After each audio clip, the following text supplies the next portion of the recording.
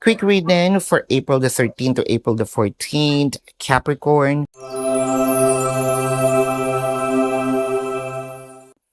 Your cards are the Eight of Cups, the Queen of Wands, and the King of Swords.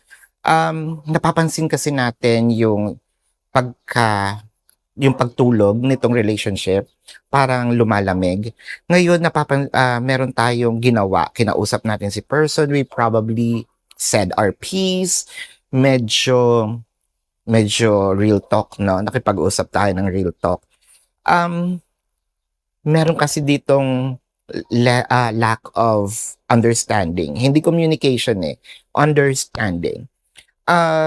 Ngayong naipaliwanag mo na, nag-sink in na rin kay person yung mga pagkukulang niya. Nag-sink in na rin kay person yung mga bagay-bagay na hindi niya masyadong nakikita, no?